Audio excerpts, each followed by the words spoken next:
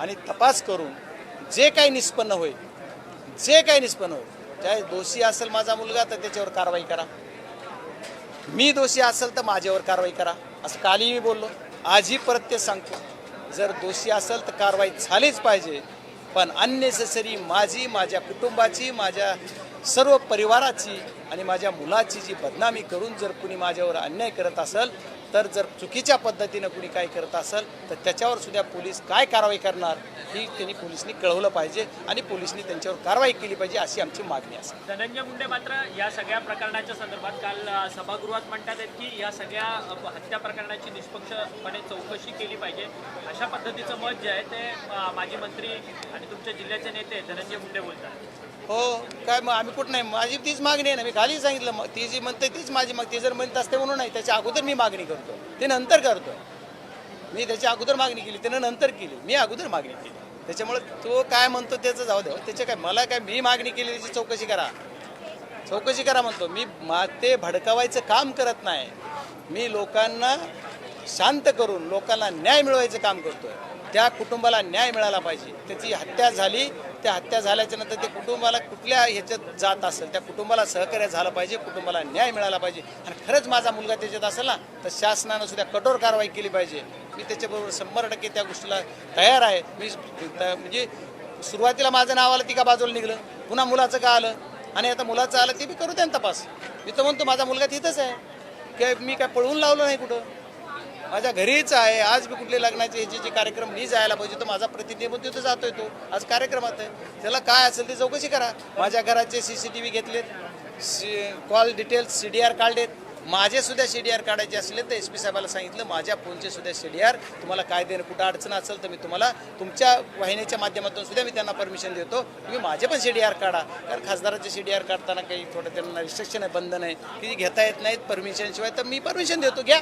परंतु या सगळ्या प्रकरणामध्ये खरं तर तुम्ही संतोष देशमुख हत्या प्रकरणामध्ये सातत्यानं तुम्ही आरोपींना शिक्षा व्हावी ही मागणी म्हणून धरून ठेवलेला होता, परंतु आता मात्र विलास घुले हत्या प्रकरणात तुमच्यावरती कुठेतरी राजकारण सुरू आहे का? मी आज पण जे घटना बीड जिल्ह्यात घडतात त्या प्रकरणात मी सांगतोय, मी त्यावेळेसही सांगितलं दोषीवर कारवाई झालीच पाहिजे. आज पण मी म्हणतो दोषीवर कारवाई झाली पाहिजे. आज माझा स्टँड वेगळा आहे, आज ही या समाजाचा आहे, आज ह्या गावाचा आहे, म्हणून माझा स्टँड काही वेगळा आहे.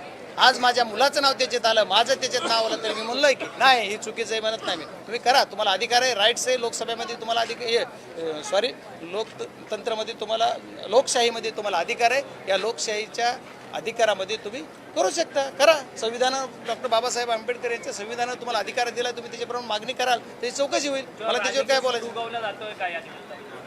माझ्यावर सोडवणारे कोण आहेत, उगवणारे हो काय उगवायचे त्यांनाच बघू द्या. मी आहे, मला ह्यांचं सगळं माहीत आहे. अंडे पिल्ले काय ही कोण आहेत, ती त्यांचं काय करतात, चेतावणीपर भाषणं कोण करत आहे, लोकांना पेटवतोय कोण, सांगतोय कोण, मी येतोय म्हणतोय कोण. तुला रात्रीच्या कामातून दिवसा यायला सवड भेटली पाहिजे ना, हां तू आमच्यावर कशाला काढतो.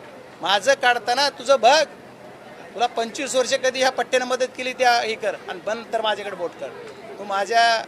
तुला पण मुलं आहेत, लेकरं आहेत, मला पण आहे. माझ्या लेकरापर्यंत गेला ना, तुला बघतो उद्या. आता तुला काय भीती वाटते का माझे लेकरं चांगले आहेत तिचं कुणाला वाईट वाटतं काय?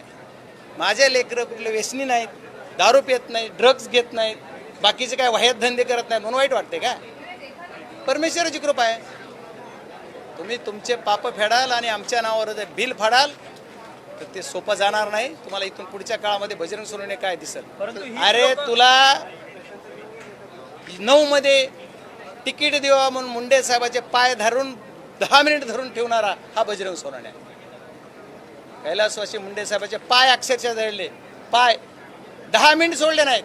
साक्षीदार आहेत 2 त्याच्याबरोबरच फिरतेत, नारायण शिंदे आणि राजपाल लोमटे, दोन्हीकडून होते, मी पाय धरून होतो. आम्ही ते अरे त्याच्यामुळे एवढं करत असताना तुम्हाला माझ्या मुलाला अडकवायचा प्रयत्न करून पेटवता, त्यांनी सांगायला पाहिजे होता जर दोषी असेल तर दोषीवर कारवाई करा. तो राजकीय दबाव येतो, मग तो कुणाचा राजा? माझा राजकीय दबाव. मला आनंद आहे, मी विरोधी पक्षाचा खासदार आहे आणि माझा दबाव जर पोलीस घेत असले, मला आनंद आहे माझ्या कर्तृत्वावर. विरोधी पक्षाच्या खासदाराचा पोलीस दबाव घेतात आणि तो सत्तेतला आमदार म्हणतो बळच मुख्यमंत्र्याला गळा पडतो, बळच. जर तुझं ऐकत नसले तर मला आनंदाने माझं ऐकते. धन्यवाद. परंतु हीच लोक तुम्ही ज्यांच्यावरती टीका करतात तीच लोक मात्र सभागृहात आवाज उठवतात या हत्या प्रकरणाच्या संदर्भात. हे काय नक्की? हे बघा, तुम्हाला काय म्हणायचं काय विचारायचं हे मला जायचं नाही. सभागृहात बोलताना सुद्धा बोलू नको म्हणत होते तिथंच. पुन्हा हे अडचण ही विषयापेक्षा बोलत होतो नाही, मला बोलायचंय, माझं असं करून पेटवायचंय ना म्हणून बोलतोय. पुन्हा शिंदे सभेत जाऊन इकडं बोलायचं आणि तिकडं पाया पडायचं असे धंदे करत आहेत. बघू ह्यांचं बघतो मी, काही चिंता करू नका. ये देखो, मैं यही बोल रहा हूँ कि मेरा बेटे के नाम इसके अंदर आ रहा है तो ठीक है, आने दो.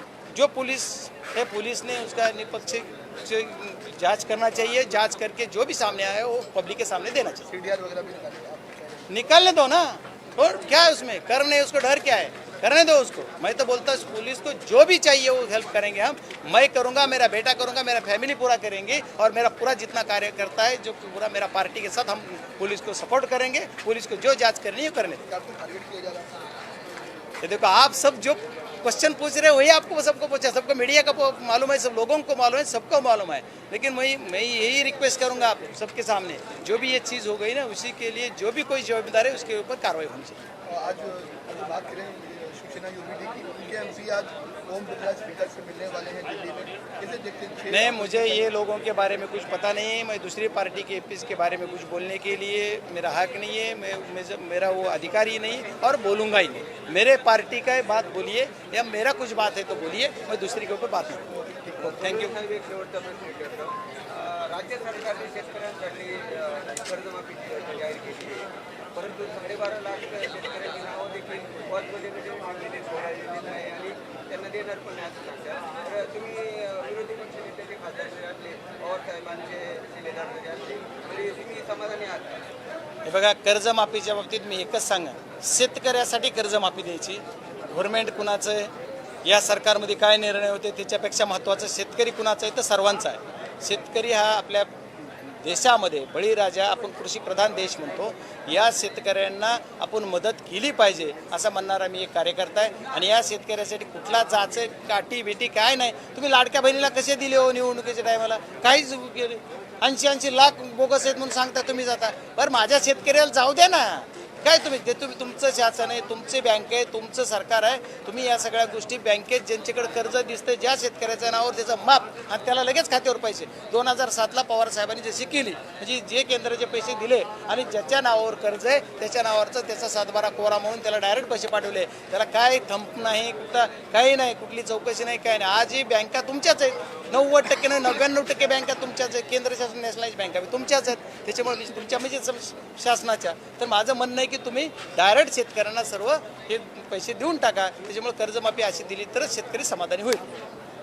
ओके, खूप खूप धन्यवाद.